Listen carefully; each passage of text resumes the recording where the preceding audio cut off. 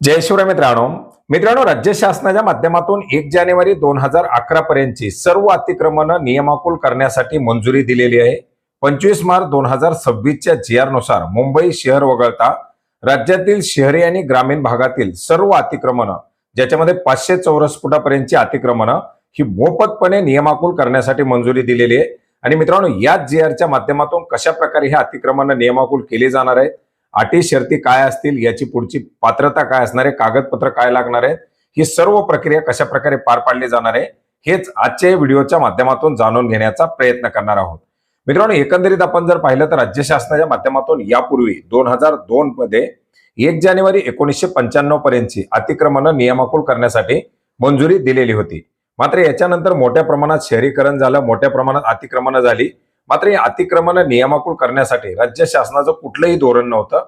आणि याच अनुषंगानं महाराष्ट्र जमीन महसूल अधिनियम 1966च्या कलम 40 व कलम 51 मधील अधिकाराचा वापर करून राज्य शासनाच्या माध्यमातून महाराष्ट्र जमीन महसूल सरकारी जमिनीची विल्हेवाट करणं नियम 1971 मधील कलम 43, 43 अ आणि 52 मधील तरतुदीनुसार विशिष्ट अटीवरती बृहन्मुंबई शहर वगळून आणि इतर जिल्ह्यामधील 1 जानेवारी 2011 रोजी किंवा त्यापूर्वी झालेली आणि सध्या अस्तित्वात असलेली केवळ निवासी प्रयोजनासाठी झालेली अतिक्रमणं नियमित करण्याचा निर्णय घेण्यात आलेला आहे.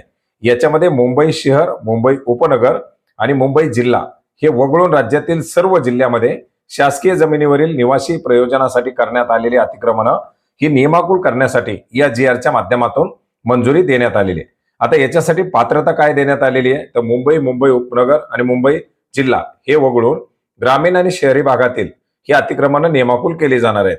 याच्यामध्ये कोणती अतिक्रमणं नियमाकुल केली जाणार आहेत, तर 1 जानेवारी 2011 रोजी त्यापूर्वी झालेली आणि सध्या अस्तित्वात असलेली फक्त निवासी प्रयोजनासाठीची. आता याच्यामध्ये जर समजा त्याच निवासी प्रयोजनामध्ये काही तातडीच्या बाबी जसं की किराणा दुकान, मेडिकल, दळणाची चक्की, छोटेखानी दवाखाना, अशा प्रकारे जर त्यात अतिक्रमण असेल आणि ते स्वतःच्या घरासह असेल तर ते सुद्धा अपवादात्मक परिस्थितीमध्ये नियमाकुल केलं जाणार आहे. मात्र त्याच्यासाठी काही नजराना त्या अर्जदाराकडून, त्या नागरिकाकडून घेतले जाणार आहे. 1 जानेवारी 2011 रोजी अतिक्रमण असलेल्या पुराव्यासाठी मतदार यादीतलं नाव त्या स्थानिक स्वराज्य संस्था निवडणुकीपूर्वी वार्ड प्रभाग निहाय ज्या मतदार याद्या असतील, वीज बिल, मालमत्ता कराची पावती, निवासी पुराव्यासाठीचे इतर शासकीय दस्तऐवज ज्याच्यामध्ये रेशन कार्ड वगळून जसं की ग्रामपंचायत मधील आठव उतारा, अतिक्रमण सर्वेक्षण नोंदवही, झोपडपट्टी घोषणेच्या अधिसूचना, याचप्रमाणे उपग्रह सॅटेलाइट इमेज सुद्धा एक महत्वाचा पुरावा म्हणून ग्राह्य धरला जाणार आहे. अतिक्रमण हे केवळ स्वतः राहण्यासाठी निवासी हेतून केलेलं असावं. व्यावसायिक अतिक्रमण नियमाकुल केलं जाणार नाही.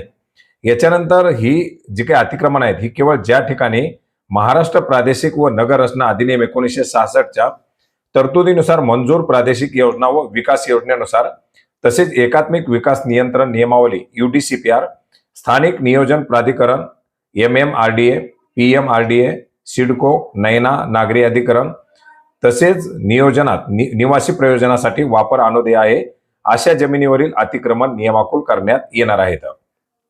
गायरान जमिनीवरील अतिक्रमण नियमाकुल करण्यात येणार नाहीत, कारण जगपाल सिंग विरुद्ध पंजाब राज्य यांच्या माध्यमातून जी काही केस होती त्याच्या निकालामध्ये अशा प्रकारचे अतिक्रमण नियमाकुल करण्यासाठी परवानगी नाही.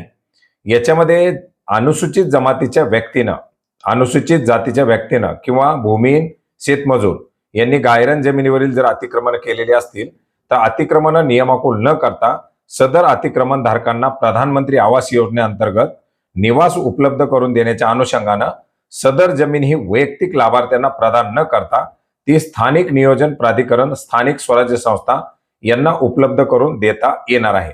म्हणजे जे काही गायरांचं अतिक्रमण असेल ते अतिक्रमण त्या लाभार्थ्याच्या नावावरती न करता घरकुलासाठी आवश्यक असलेली जागा ही त्या ग्रामपंचायतच्या किंवा त्या स्थानिक स्वराज्य संस्थाच्या नावावरती करून त्या ठिकाणी घरकुलासाठी ती जागा दिली जाणार आहे. झुडपी जंगल बाबतीत सर्वोच्च न्यायालय नवी दिल्ली यांनी रिट याचिका क्रमांक 1995 मधील निकालानुसार अतिक्रमणे नियमाकुल करताना सदरचे क्षेत्र डिनोटिफाय करण्यासाठी केंद्रीय सशक्तता समितीमार्फत प्रस्ताव केंद्र शासनास सादर करणे आणि त्याच्या निर्देशाचं पालन करणं आवश्यक आहे. या संबंधातील सूचना देखील पालन करण्याचे निर्देश देण्यात आलेले आहेत.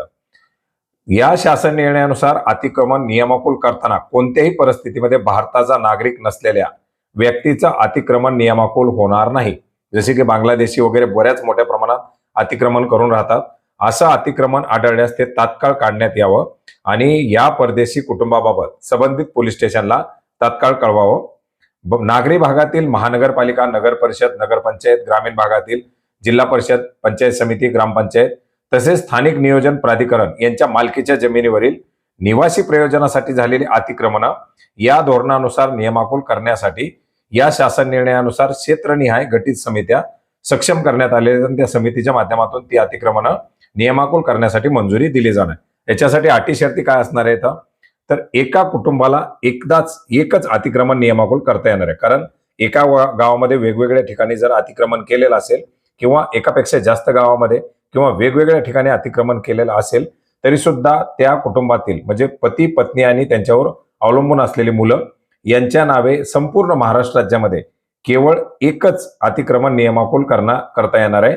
आणि तशा प्रकारचं ॲफिडेव्हिट अर्ज करत असताना अर्जासोबत त्या नागरिकाला द्यावं लागणार आहे. हस्तांतरणाला बंदी. आता जर हे अतिक्रमण नियमाकुल झालं तर त्याची विक्री करता येणार नाही, ते कोणाला भाड्यानं देता येणार नाही किंवा इतर काही हस्तांतरण करता येणार नाही. कमीत कमी पुढील 5 वर्षापर्यंत ही सदर जागा कुठल्याही प्रकारचे हस्तांतरित करता येणार नाही. आणि असे जे काही अतिक्रमण धारक असतील याला भोगवाटदार वर्ग 2 म्हणून हे अतिक्रमण नियमाकुल करून दिलं जाणार आहे. जर या अटी शर्तीचा भंग झाला तर जागा प्रदानाचा आदेश रद्द करून ती जागा शासन जमा केली जाणार आहे. आणि या अभिलेखामध्ये नवीन शर्त असा शेरा सुद्धा जिल्हाधिकाऱ्यांना लावण्यासाठीच्या तरतुदी देण्यात आलेल्या आहेत. बांधकामाचं स्वरूप आता केवळ निवासी वापरासाठीचं बांधकाम हे ग्राह्य धरलं जाणार आहे. तर त्या जागेचा काही भाग जर व्यावसायिक असेल तर त्याच्यासाठी 25% म्हणजे जे काही रेडी रेकनरचा दर असेल त्या भागातील रेडी रेकनरच्या दरानुसार बाजार मूल्यानुसार येणाऱ्या किमतीच्या 25% रक्कम एवढी त्या ठिकाणी नजराना म्हणून घेतली जाणार आहे. याच्यानंतर अतिक्रमण केलेली जागा जर सार्वजनिक प्राधिकरणाची असेल, रेल्वे, महामार्ग, इतर काही, तर त्या ठिकाणी मात्र त्या लाभार्थ्याला नाहरकत प्रमाणपत्र घ्यावं लागणार आहे. आता जागेची मर्यादा काय तर 500 चौरस फुटापर्यंत निवासी अतिक्रमण, परत या शब्दाचा उल्लेख पहा, निवासी अतिक्रमण हे 500 चौरस फुटापर्यंत विनामूल्य नियमाकुल केलं जाईल. पण 500 फुटापेक्षा जास्त जी जागा असेल 1500 चौरस फुटापर्यंत तर ती पुढे ते काही नजराना भरून नियमाकुल करता येणार आहे. पण 1500 स्क्वेअर फुटापेक्षा जास्त अतिक्रमण नियमाकुल केलं जाणार नाही. 500 चौरस फुटा पुढील जे काही क्षेत्र असेल त्याला रेडी रेकनर दरानुसार 10% एवढा नजराना भरावा लागेल. आणि त्याच्यामध्ये जर काही भाग व्यावसायिक असेल तर त्याची रक्कम 25% एवढी भरावी लागणार आहे. याच्यानंतर नियमाकुल करण्यासाठी इच्छा व्यक्त केलेल्या अतिक्रमण धारकाचं अतिक्रमित क्षेत्र 1500 चौरस फुटापेक्षा जास्त असेल अशा अतिक्रमण धारकाचे 1500 चौरस फुटापेक्षा जास्त असलेले अतिक्रमण नियमाकुल करण्यात येऊ नये. सदर अतिक्रमण तात्काळ काढण्यात यावं अशा प्रकारच्या सूचना देखील याच्यामध्ये देण्यात आलेल्या आहेत. आता अर्ज कधीपर्यंत करायचे?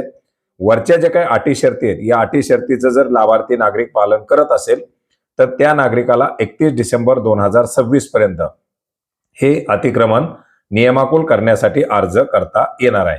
या दिनांकापर्यंत अर्ज न करणारे व्यक्ती तसेच इतर अपात्र व्यक्ती यांची अतिक्रमण त्यानंतर कोणत्याही दिनांकास निष्कासित करण्यासाठी पात्र राहतील. म्हणजे या GR नुसार 1 जानेवारी 2027 नंतर ही सर्व अतिक्रमण पुन्हा काढण्यासाठी शासनाला मान्यता असणार आहे.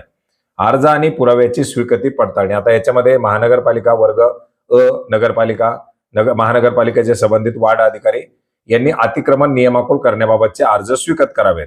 ब वर्ग, क वर्ग नगरपालिका, नगर परिषद, नगरपंचायत क्षेत्रामध्ये मुख्याधिकारी यांनी त्यांच्या कार्यक्षेत्रातील अर्ज स्वीकृत करावेत. आणि ग्रामीण क्षेत्राकरता संबंधित ग्रामसेवक यांनी अतिक्रमण नियमाकुल करायचे अर्ज स्वीकृत करावेत. संबंधित तहसीलदार यांना त्यांनी अग्रेसित करावं. तहसीलदार यांनी ग्रामपंचायत निहाय प्राप्त अर्ज आणि पुराव्याची छाननी करून त्याची पात्रता अपात्रता पुढे अध्यक्षतेखाली जी काही समिती असेल त्या समितीच्या माध्यमातून ठरवली जाणार आहे. अर्जाची नोंद स्वतंत्र नोंद वहीमध्ये ठेवण्यात येईल आणि महावितरणकडे उपलब्ध दिनांक 1 जानेवारी 2011 रोजीचे वीज बिल, याच्यानंतर अतिक्रमण सर्वेक्षण नोंद वही, झोपडपट्टीची घोषणेची अधिसूचना अशा प्रकारची किंवा सॅटेलाइट इमेज अशा प्रकारची कागदपत्राची पडताळणी त्या ठिकाणी केली जाणार आहे. याच्यानंतर नागरिकाला एक स्वयं घोषणापत्र, ज्याच्यामध्ये अर्जदाराने स्वतःहून सादर केलेली माहिती पुरावे सत्य आहेत त्याच्याबाबतचे एक शपथपत्र सादर करावं लागणार आहे. संपूर्ण महाराष्ट्र राज्यात केवळ एकच अतिक्रमण नियमित करण्यात येत असल्याबाबतचं देखील एक घोषणापत्र या ठिकाणी द्यावं लागणार आहे.